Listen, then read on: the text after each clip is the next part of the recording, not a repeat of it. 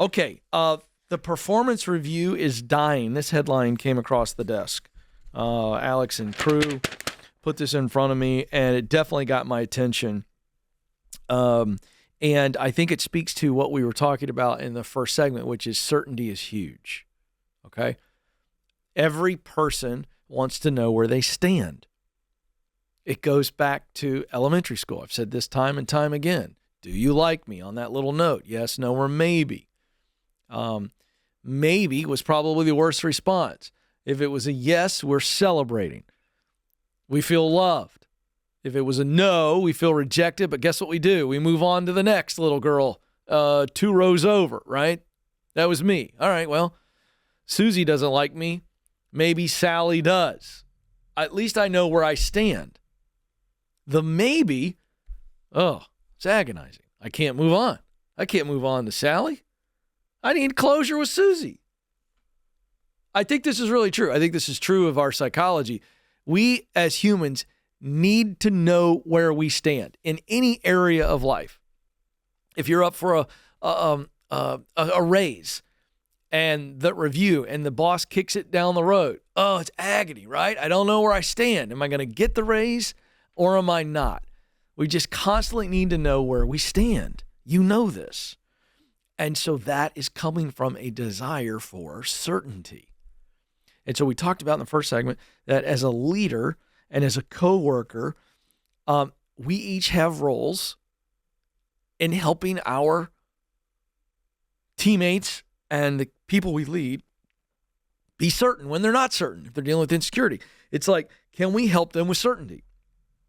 My goodness, I think maybe the core role of a parent is, there's only so much we can be certain about in life, and helping our kids understand that and navigate that as they grow and their identities are forming and all of the new changes in life from every season, right? From being a toddler to preschool to kindergarten to then middle school and high school and into college and out in the real world. It's navigating uncertainty. I mean, it's a huge deal. And so to this end, leaders are starting to wake up.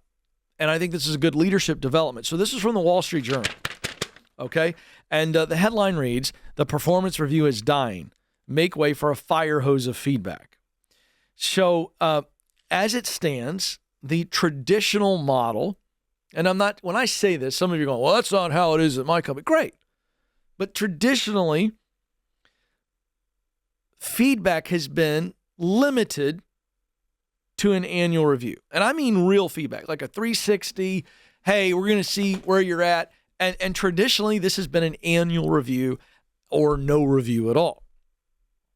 And thankfully, this antiquated way of communicating what is one of the most vital things that we as people need to know where we stand, this antiquated approach is, I think, headed to the ash heap of history. That's a good thing. So, from this article, companies are now starting to train employees on how to give feedback. So this is a good sign, but I hope that we're training leaders as well. This is not just on employees, this is for leaders. And so we're seeing this. Companies are training employees on how to give feedback to their peers, managers, and those that they are leading. And the wave here, according to this article, is real-time assessments are going to become much more relevant, thus the headline, make way for a fire hose of feedback. So it looks like we're going to go from a real shift of I only get feedback on an annual basis to I'm going to get feedback real-time. This is pretty fascinating stuff. There's a company cited in this Wall Street Journal article. It's a startup called Fountain. And this is really interesting. You ready for this?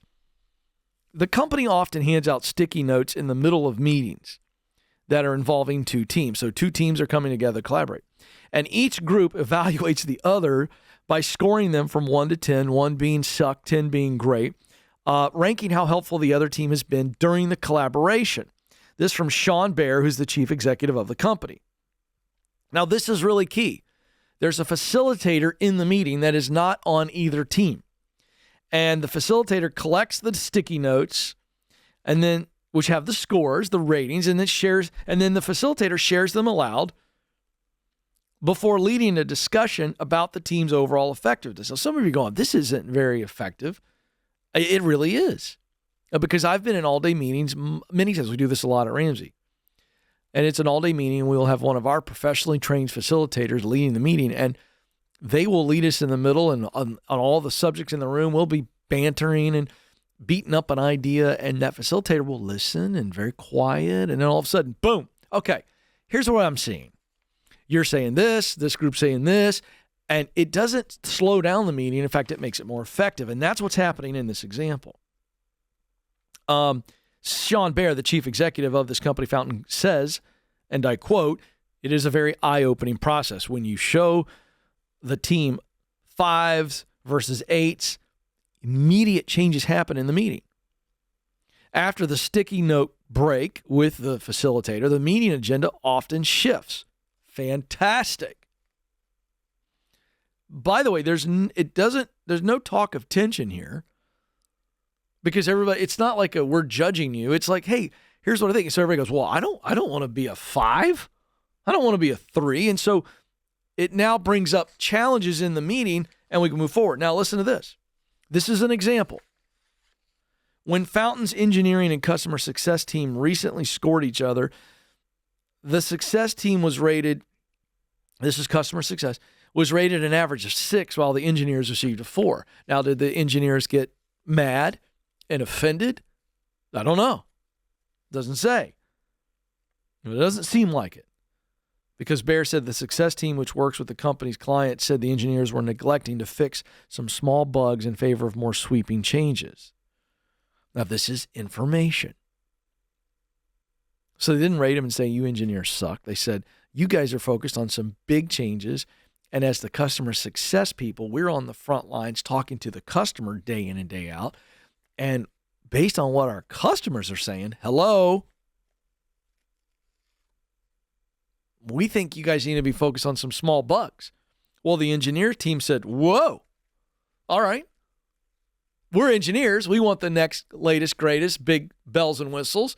But our customers are saying, we need this little bug fixed. So what happened? So the engineers came up with a plan to dedicate 5 days a month to nothing but smaller bug fixes. Are you keeping track at home? That's the answer. Who wins there? The customer and both teams. This was just basic communication and real-time feedback. Now, here's something interesting really quick. I want to hit this.